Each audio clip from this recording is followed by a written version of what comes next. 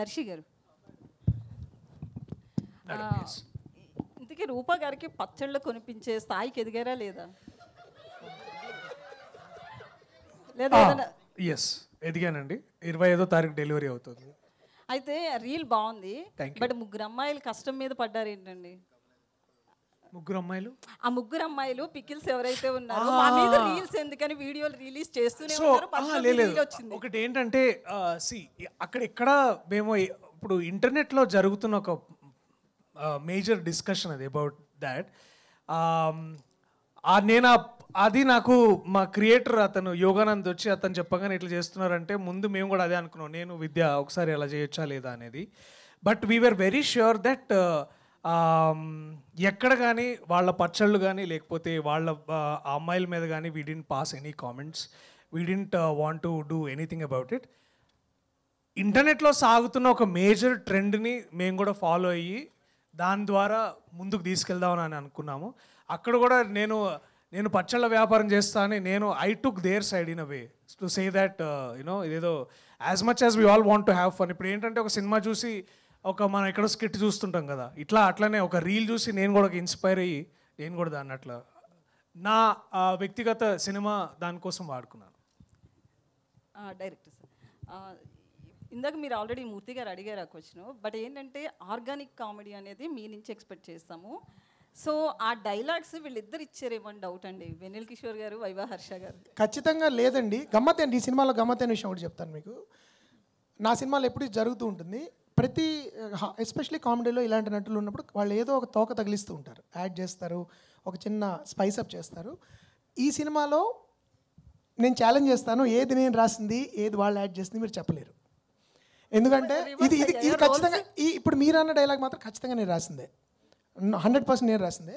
కానీ దీనిలో చాలా మంచి డైలాగులు కొన్ని వాళ్ళు on the spot camera run అవుతున్నప్పుడు యాడ్ చేసినవి ఉన్నాయి. అవి మీరు నేను రాశానని అనుకోవచ్చు, కానీ అవి కాదు. అవి ఏంటంటే వీ డోంట్ నో. ఆ టైంలో కిషోర్తోనూ హర్షతోనూ వాళ్ళు ఏదో సీక్రెట్గా గుసగుసలు ఆడుకుని రోల్ అయినప్పుడు ఏదో చేసేసేవారు. బట్ ఎక్కడ రచనని డిస్టర్బ్ చేయకుండా దాన్ని ఎలా ఎన్హాన్స్ చేయాలని చిన్న తోక తగిలించడం, లేకపోతే చిన్న ఒక తలుకు పెలుగులు యాడ్ చేసేవారు. అవి చాలా అలాంటివి ఉంటాయి ఖచ్చితంగా, కామెడీలో అది కామన్ అది. కానీ ఈ డైలాగ్స్ మాత్రం నేను రాసినవే, బట్ చాలా వాళ్ళు యాడ్ చేశారు. అది ఒక చిన్న ఫన్ ఫర్ మీ. అంటే ఎనీబడి నాకు అష్టాచమాలు కూడా చాలామంది నేను రాసినవి చాలామంది ఇంప్రొవైజ్డ్ అనుకున్నారు, ఇంప్రొవైజ్డ్ నేను రాశాను అనుకున్నారు. సో బట్ ఈ సినిమాలో ముఖ్యంగా ఆ సబ్జెక్ట్ మ్యాటర్ వల్ల అనేయండి వాళ్ళ ఒరిజినల్ కాంట్రిబ్యూషన్ అనేది చాలా ఉంటుంది. దర్శి గారు, అంటే ఇది వన్ కైండ్ ఆఫ్ జాతిరత్నాలు అన్నారు. జాతిరత్నాల్లో మీరున్నారు కానీ వీళ్ళిద్దరు లేరు. వీళ్ళిద్దరితో వైబ్ ఎలా ఉంది? ముగ్గురం కలిస్తే ఆనిముత్యాలు అనొచ్చు బేసిక్లీ. ఎగ్జాక్ట్లీ ఆ ఎక్స్ప్రెషన్ బేసికలీ అదే. హర్ష గురించి మీరు మాట్లాడుతుంటేనే వెనకమాల వాళ్ళు కామెంట్స్ పాస్ చేసుకుంటున్నారు. ఇందాక మీరు స్పీచ్ ఇది ఇలాగే ఉండేదండి, మా సెట్ కూడా అలాగే ఉండేది, మేము చేస్తున్న సీన్స్ కూడా అలాగే ఉండేది. సో అది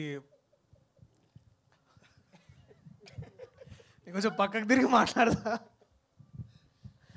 so it was all about good conversations and good food. వైజాగ్లో షూట్ చేసినాం మేము ఒక 10 days. ఒకసారి వచ్చాను నేను ఒకసారి. అది ఇది తప్పండి, మాతో ఎప్పుడు ఫుడ్కి రాలేదు. ఇప్పుడు మా బతుకంతా పార్సల్ కట్టి పంపుడే. ఒకరోజు మా చెల్లి దగ్గరికి వెళ్ళి ఆ రోజు రాలేదు, మనోళ్ళు అక్కడ ఆ రోజు.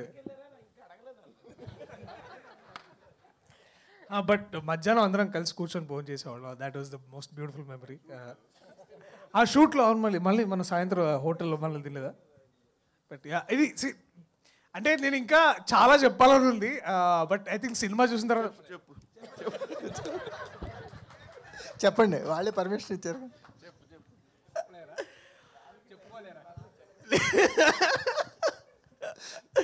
అంటే ఇది ఒకటి ఏంటంటే ఇప్పుడు బేసికలీ ఫైర్ అండ్ వాటర్ లాగా అనమాట. ఇప్పుడు మన దర్శి గారు ఎప్పుడు బేసికల్లీ అన్నారంటే అయిపోయింది అన్నట్టే. ఆయనకి ఏం చెప్పాలి తెలియనప్పుడు ఒకటి ఏంటంటే బేసికలీ అంటే అవుట్, ఇంకా అక్కడి నుంచి కన్స్ట్రక్షన్ స్టార్ట్ అవుద్ది. సరే హర్షకు ఒకసారి మైక్ ఇవ్వండి సార్, ఏదో చెప్పాలనుకుంటే. మీరేనండి ఏంటి మైక్ లేనప్పుడు చాలా మాట్లాడుతున్నారు. మైండ్ వైజ్ కాదు.